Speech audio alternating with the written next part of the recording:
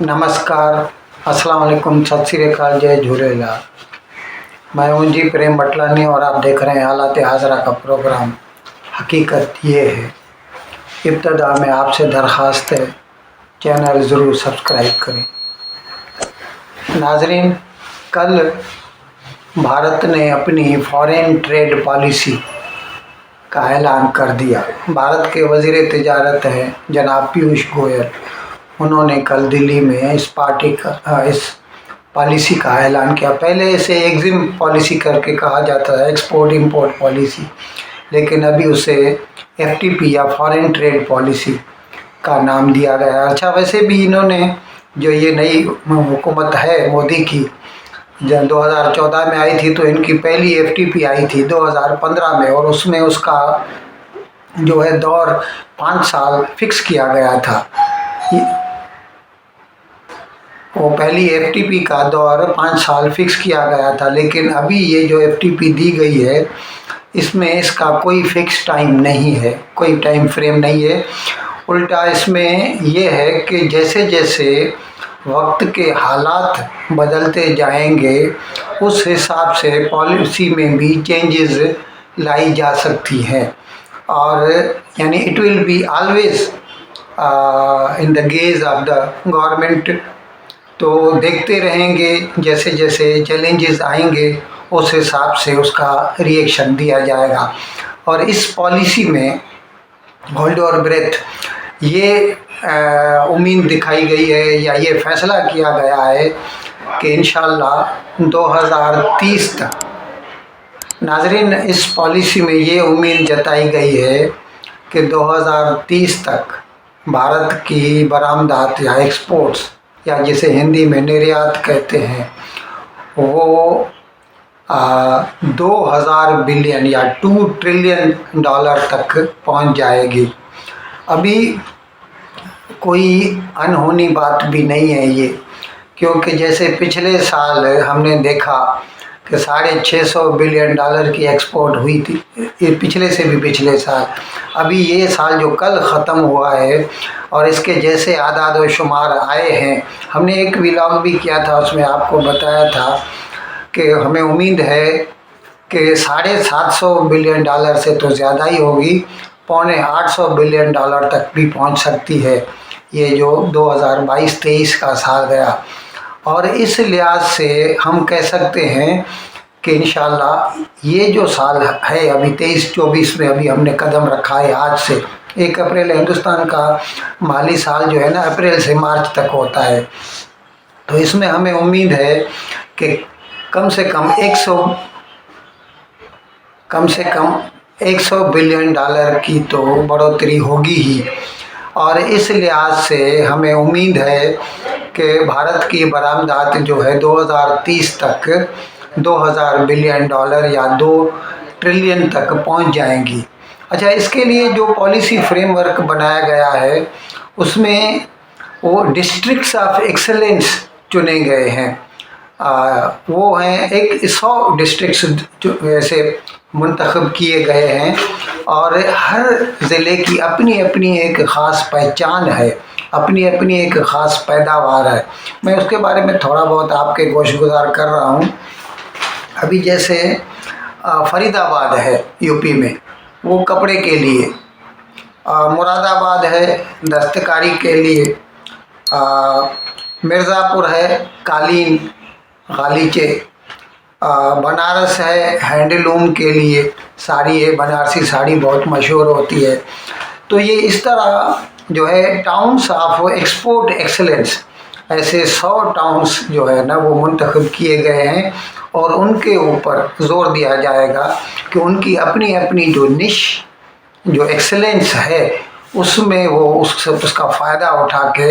Export बढ़ा सकें। नाजरीन, इसके साथ साथ एक्सपोर्ट बढ़ाने के लिए ई कामर्स पर भी ज़ोर दिया जाएगा। जहाँ तक मुल्क के अंदर ई कामर्स का सवाल है तो यहाँ पर तो बहुत कामयाब गई है। हता के हद तो ये हो गई है कि अभी जो ब्रिक एंड मॉर्टर वाले, यानी जो सचमुच की दुकानें हैं, उनको डर लगता है कि हमारा बिज़नेस चला जाएगा, क्योंकि ज़्यादातर लोग जो है ना वो آن لائن پرچیزز پسند کر رہے ہیں، اس میں ان کو گھر بیٹھے ہر چیز مل جاتی ہے، اور ظاہر ہے کیونکہ وہ جو بیچنے والا ہے اس کو اوور ہیڈ ایکسپینڈیچر نہیں ہوتا، صرف گودام میں مال رکھنا ہے اور آن لائن پلیٹ فارم پہ وہ بیچنا ہے، تو وہ زیادہ ڈسکاؤنٹ بھی دے سکتا ہے۔ تو اسی طرح جو ہے ایکسپورٹ میں بھی سرکار چاہتی ہے کہ ای کامرس سے فائدہ اٹھا کے ایکسپورٹ کو بڑھاوا دیا جا سکے، اور اس طرح کیونکہ اس سے پھر وہ جو بھی مطلب ہندوستانی بیوپاری کو بچت ہوگی تو ہی can pass it on to his customer, that is I mean کیا بولتے ہیں آن شور، مطلب جو باہر کا جو خریدار ہے وہ اس کو اتنا زیادہ ڈسکاؤنٹ پھر دے سکتے ہیں، سستا کر سکتے ہیں، کیونکہ ان کا باقی جو ہے نا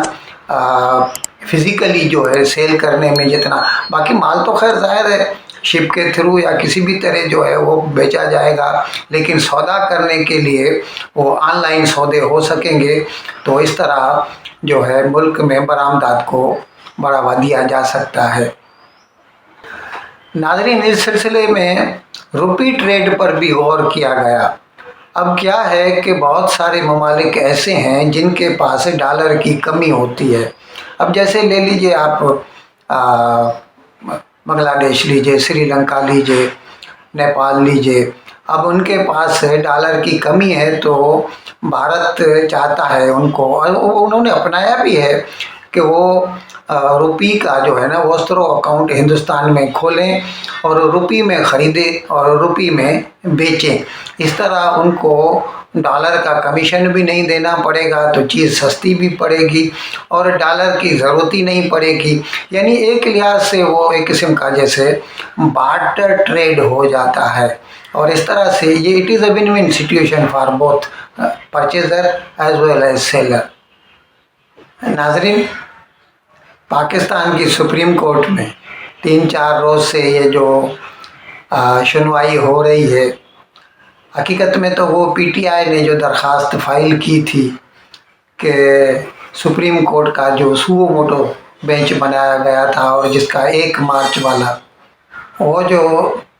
چیف جسٹس آف پاکستان نے سوو موٹو ایکشن لے کے ایک 7 ججوں کا بینچ بنایا تھا، اور پھر اس میں سے 2 ججوں کو نکال دیا تھا اور بعد میں 5 ججوں نے جو ابھی وہ فیصلہ جو ہے نا آؤٹ بھی نہیں ہوا، لیکن جو لاسٹ جو فیصلہ آیا تھا جو 3-2 کے حساب سے جسے سمجھا گیا تھا، تو اس میں یہ کہا گیا تھا کہ 90 ڈیز کے اندر الیکشن ہو جانے چاہیے پنجاب اسمبلی کے،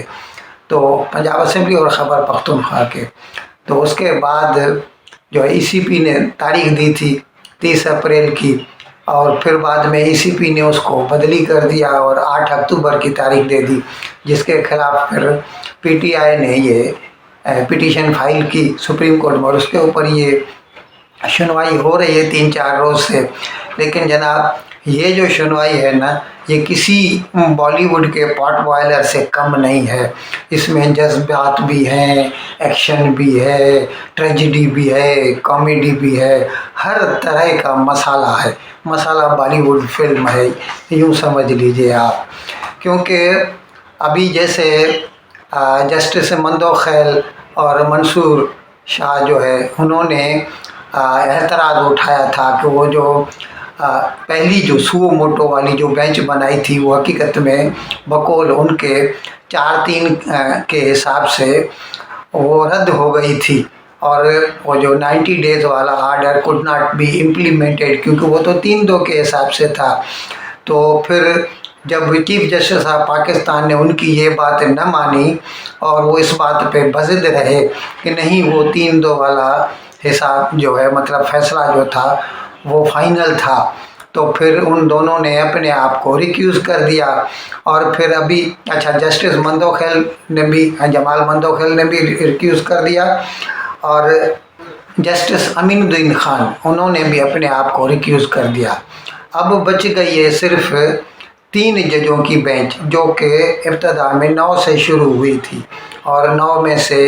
4 को निकाल दिया गया, 2 ने अपने आप को रिक्यूज़ कर दिया। अभी बाकी बचे हैं सिर्फ 3 जज, और उन 3 जजों में से जो है ना, इनके लिए जो बार काउंसिल के हेड हैं हसन रज़ा पाशा, उन्होंने कल कोर्ट में हाज़िरी दी और जनाब उमर अता बंदयाल से दरख्वास्त की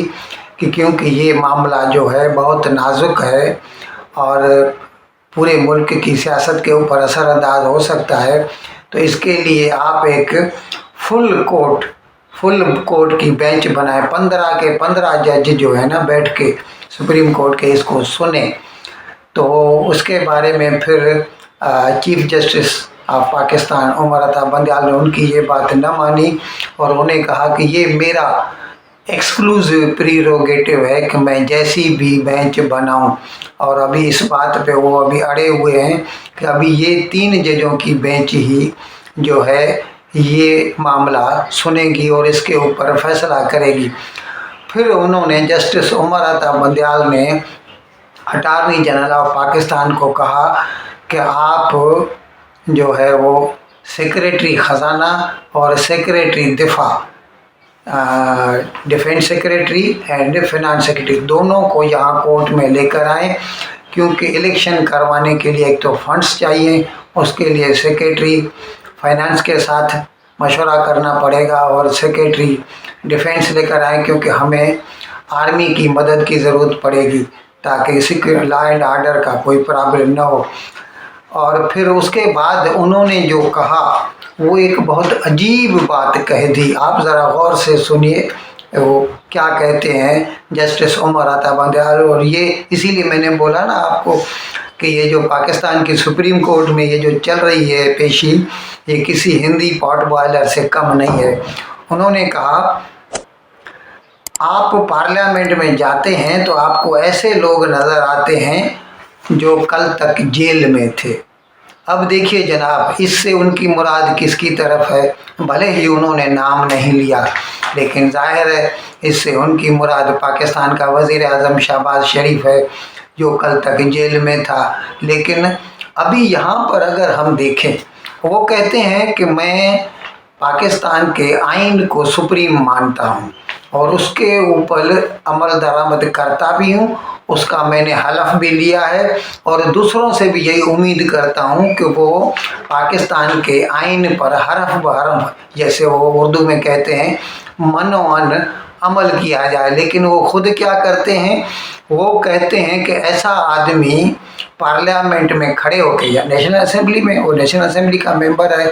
वज़ीर आज़म भी है, वो वहाँ पर खड़ा रहकर तकरीर करता है जो एक दिन पहले जेल के अंदर था। अभी यहाँ पे 2 बातें हैं, एक तो